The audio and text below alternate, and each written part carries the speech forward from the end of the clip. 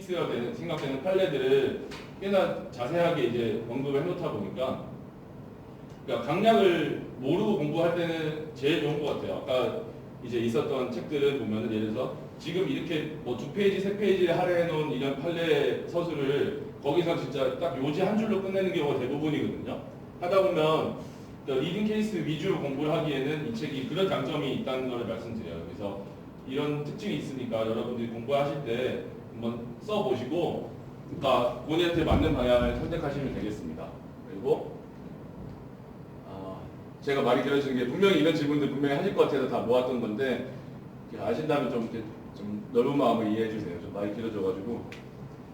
그렇습니다. 그리고 이제 1학년 때부터 암기장을 봐야 되느냐도 저희 기수에서도 정말 얘기가 많았었는데, 법학 전공자라면 당연히 그러니까 강약을 아니까 암기장을 가지고 공부해도 되는데, 처음이면 뭐 제가 했던 방법을 추천을 드려요. 근데 우선은 왜 그렇게 얘기하냐면은 우선 내신은 진짜 디테일이 필요해요. 어차피 다 같이 이만큼 외우는 거라서. 근데 그러다 보니까 암기장에 안 들어있는 교수님만 강조하는 것들이 상당히 많아서 암기장에 그거 일일이 다 적어 넣기가 되게 시간이 더 아까운 경우가 많고요.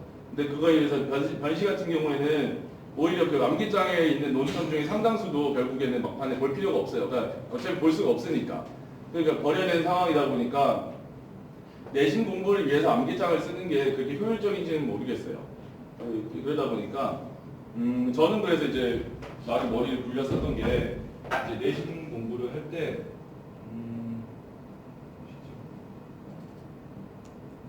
그냥 뭐 익히 보실 수 있는 그냥 이런 좀 큰 사이즈의 포스트잇입니다. 이게 이제 이게 뭐지? 내신 공부를 할 때 그냥 이제 그 답안지에 쓸 것들을 저는 그냥 이렇게 포스트잇에다가 이렇게 해가지고 이거를 각 논점별로 이렇게 이거를 쓰면서 그냥 외우다 보니까 다 작성을 할 때 기왕이면 그냥 어디 그냥 노트나 이런 것들보다는 그래도 이제 포스트잇 같은 데 이렇게 정리를 해서 사실은 그러면 보기엔 좀 귀찮아요. 펄럭펄럭거려서. 근데 이렇게 했던 이유가 뭐냐면은 그 아까 말씀드린 대로 이렇게 내신을 공부하면 포스트잇이 예를 들어 100장이 쌓였을 때 한 90장은 변시 암기장에 붙일 필요가 없어요. 어차피 필요가 없는 건데 그 내신 딸 때만 썼던 건데 한 10장 정도는 나름 변시에도 쓸 수 있을 만한 논점들이거든요. 근데 그거를 이제 처음 보는 이렇게 암기장에 있는 페이지를 굳이 다시 거기다 색칠할 필요 없이 그냥 거기다 이렇게 딱 붙여버리면은 원래 내가 눈에 많이 익었었던 그러니까 그 색깔이 칠해져 있어서 그냥 붙여버리고 그 페이지 넘겨버리면 되는 거라서 암기장을 만들 때 좀 수월한 면이 있고요. 근데 다만 이게 안 좋은 게 이렇게 하면은 이게 포스트잇이 두꺼워가지고 넘길 때 책을 넘기기가 좀 부자연스러워지는 면이 있어서 매우 접스럽지만 이게 이런 이게 문방구에 이제 이런 리걸 패드라는 걸 팔아요. 이름도 리걸 패드인데 이게 위에 찢어서 하는 건 이게 되게 얇거든요. 그래서 이 리걸 패드에다가 이제 포스트잇을 이렇게 붙여가지고 그 다음에 여기 리걸 패드 옆에다 물풀로 이렇게 물풀질을 한 다음에 이걸 끼워 놓으면은 마치 원래 책인 것처럼 같이 붙어 있거든요. 근데 이렇게 해서 끼워 놓으면은 포스트잇이 붙어 있을 때보다는 종이가 잘 넘어가요. 그래서 진짜 너무 잡스러운 팁인데 저는 그래서 이렇게 암기장을 그렇게 썼던 것 같아요. 그렇게 해서 이게 소위 말하는 단권화라는 게 이런 거겠죠. 그러니까 이제 교수 교과서 단권화는 불가능한 시간인데 암기장 단권화는 이런 식으로 하면 좀 나중에 3학년 때 수월한 부분들이 있어요. 근데 결국에 이거를 예를 들었던 게 이거는 그 형법에서 그 신용카드 범죄인데요. 근데 사실 이거 관련돼서 내신할 때 정리했던 게 뭐 이게 있는데 사실 다 버렸던 게 이게 형제실을 하고 심지어 이제 연수원 심화 과정을 가서 오히려 배우다 보니까 그러니까 하나하나 계속 추가가 되다 보니까 포스트잇을 몇 번씩 만들게 되긴 하더라고요. 근데 그래서 이것도 그냥 여러분들 그냥 취향에 맞춰서 취사 선택해 주시면 될 것 같아요. 그냥 저는 그냥 이렇게 이런 방식으로 암기장을 좀 만드니까 좀 더 수월한 느낌이 있어서 그렇습니다. 그래서 결국에는 이제 1학년 때부터 암기장을 보는 게 그렇게 효율적인지는 잘은 모르겠습니다. 왜냐면 암기장에도 안 중요한 것들도 많이 넣어놨기 때문에 그거 갖고 강약을 판단하기보다는 결국에는 그냥 기출문제 가지고 판단하시는 게 낫다고 생각하고요. 이것도 짧게 말씀드리네요. 그러니까 이거는 아까 말씀드렸듯이 이제 국가고시, 이제 경찰 간부 시험이라든지 이런 기출들을 나중에 변시 때는 활용하시는 게 좋습니다. 그리고 다만 이제 제가 이제 뭐 문제를 풀어보다 보니까 변시에 한 번 나왔던 건 변시에 잘 반복이 안 되는 것 같더라고요. 근데 그래서 변시를 생각하면 변시 때는 이제 변시 모의 기출을 위주로 좀 공부를 하는 게 변시에선 도움이 될 테지만 내신용으로는 당연히 변시 기출하고 이제 국가고시 기출은 시간이 되시면 푸시는 게 좋지만 뭐 내신으로 선택형 안 보는 과목들도 많기 때문에 뭐 이거는 큰 문제는 아니고요. 그렇습니다. 그리고 이거 뭐 뒤에도 뒤에 나오니까 이거 뒤에 생략할게요. 바로 이 뒤에 있네요.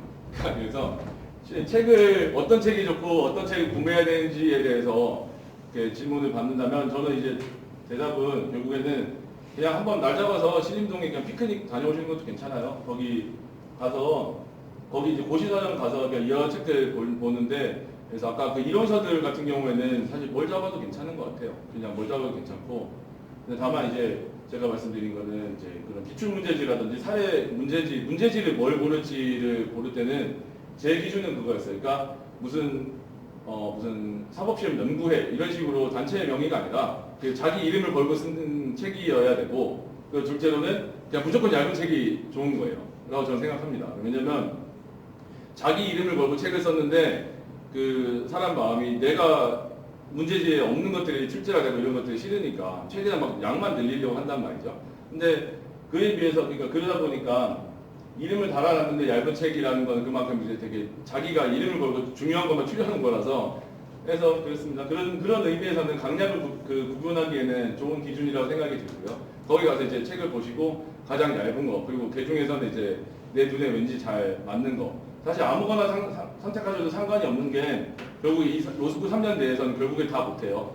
결국 다 못하니까 이제 어떤 책을 잡아도 어차피 결과는 똑같습니다. 그냥 이제 저는 그냥 개인적으로 이런 취향으로 책을 골랐었는데 사실 그러니까 뭐 고시 서점에서 사면 좋은 게 이렇게 아무것도 모르시는 그 전제하에서는 일반 서점이랑 다르게 책 비닐 커버를 해주는데 상당히 기분이 좋아요. 그래서 이게 오랫동안 그 책을 여러 번 볼 텐데 책이 비닐 포장돼 있으면 기분이 참 좋고 그리고 이제 자도 일반적인 딱딱한 자가 아니라 휘어지는 자를 주는데 그게 이 두꺼운 법서에다 줄 칠 때는 휘어지는 자로 줄 그으면 상당히 좋거든요. 근데 이거 따로 파는 데가 없어서 뭐 이 기회에 휘어지는 자를 구하시는 것도 괜찮아서 저는 고시서점 괜찮아요.